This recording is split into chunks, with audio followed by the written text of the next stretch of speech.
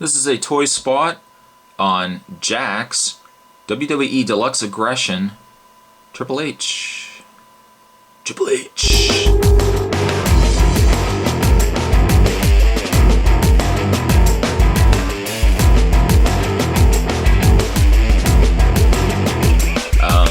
I just recently picked this guy up at Walmart. I don't generally buy wrestling figures. I used to have a fair number of wrestling figures back in the day when Jakks originally released a lot of these.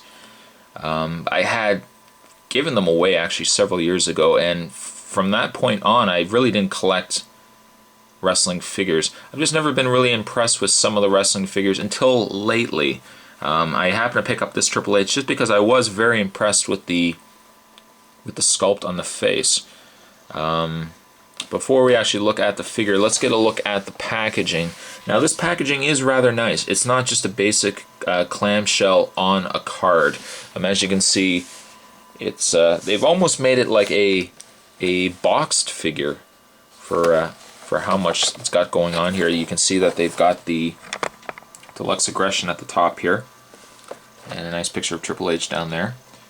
Triple H comes with a WWE Championship spinning belt. A spinning belt. And then on the back of the package, the other figures. Now, I don't know why Jakks does this necessarily, but they group their figures by certain classes. You've got Ruthless Aggression, which I think you guys can see down below here. You've got Ruthless Aggression, which is now up to Series 41. And then at the top you've got Deluxe Aggression. The difference between the two is, from what I can tell, there's a swivel in the leg on the Deluxe Aggression, or on the Ruthless Aggression. On the Deluxe Aggression, however, there is a ball-jointed leg. So you get more articulation from these figures than you would with these figures. I don't know why they just don't release all the figures as a certain style or as a certain design. It would almost be the equivalent of releasing a Marvel Legend that had certain articulation, and then they release a Deluxe Marvel Legend that is the same scale but has additional articulation. I don't know why they just don't release all the figures in that same design. But at any rate, the other figures in this particular wave of the Deluxe Aggression, we have Christian, we have Jakks Swagger, we have Triple H, Randy Orton, Batista, and CM Punk. A pretty good solid wave. There you go. There's a couple of figures actually overall I would pick up. I like the John Cena here. The Gold Dust is pretty good. And actually most of these figures are pretty decent. The downside, and I really was going to leave this for when I opened up the packaging, but the downside that I have with these particular figures is, while the Ruthless Aggression figures cost you at about $9 to $10, the Deluxe Aggression, however, at Walmart, these guys were $15 a piece. $15. The very notion that any carded figure, whether it be of, the small 3.5-inch G.I. Joes all the way up to the 6-inch Marvel Legends, or 6.5-inch or 7 inches, the fact that anything would be higher than $10, $10 to $12, the fact that these are $15, I think is preposterous. I don't know why they have to be so expensive. Granted, they have the additional articulation, but to have these figures next to Marvel Legends that have just as much, if not more, and then to justify the extra $3, I can't figure it out.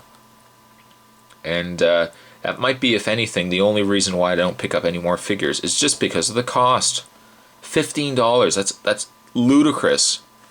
At any rate, let's get the packaging opened on Triple H here, and let's get a better look at the figure. So stay tuned, guys. All right, Triple H is out of the package. Let's get a good look at the figure here. I think you can see right off the bat the reason why I picked up this figure in the first place. The sculpt on him is probably one of the nicest I've seen on a Triple H figure. This is probably, without a doubt, the nicest looking Triple H I have seen.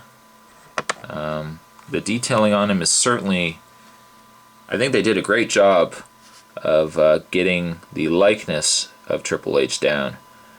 As you can see, Triple H is yelling or spewing. He's maybe spewing his water. It's possible. Give you guys a look, the detail turnaround here.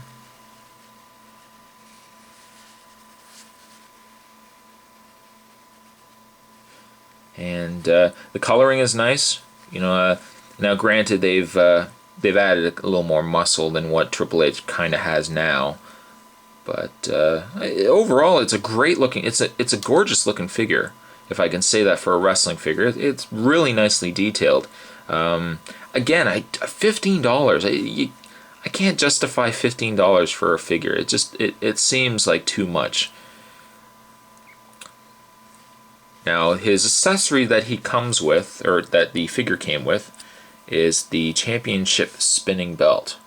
I'll just put Triple H down here for a second. You can stay there and play the game or whatever you do. He does come with a spinning belt, as you can see. Now, they say spinning belt, but from what I can tell and what I'm looking at here, there doesn't seem any aspect to a spinning part on this belt. It does look like there's a separate part that can spin, but I've tried moving this thing and it doesn't want to move on me. But I mean, it's nicely detailed. The belts are notorious. They don't tend to have very much coloring on them at all. You think for a $15 figure they'd kind of go a little bit extra on the on some of the paint here. I might go in and maybe just touch up some of the little parts on the belt here. I'm confused.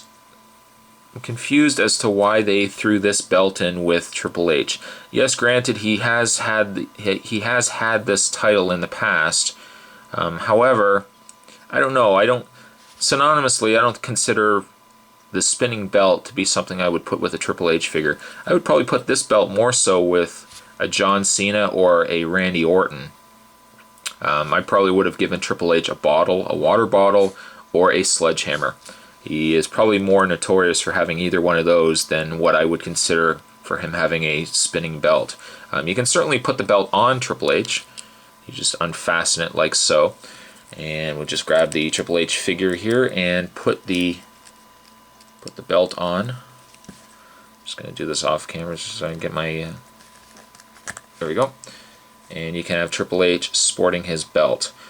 And Triple H, generally, when he won the title, he'd always carry it around his waist. He'd always wear it around his waist, unlike individuals like The Rock or John Cena that would just hold their title. Looking at the figure's detailing, again, I have to point out the detailing on the figure is quite nice. In the way of his articulation, he has an articulated head, which appears to be on a ball joint. You can kind of bend the head back. The hair doesn't distract too much from the articulation, which is good. And you can bend the head pretty easily. He has an articulated stomach area, which is a bit tight there, but you can certainly bend it there. He has an articulated shoulder, and you can bend at the elbow. You can rotate at the wrist, and you can also bend the hand. Same idea with this hand. Now what I like is the fact that this hand is actually open. This hand is closed, and I really don't know why.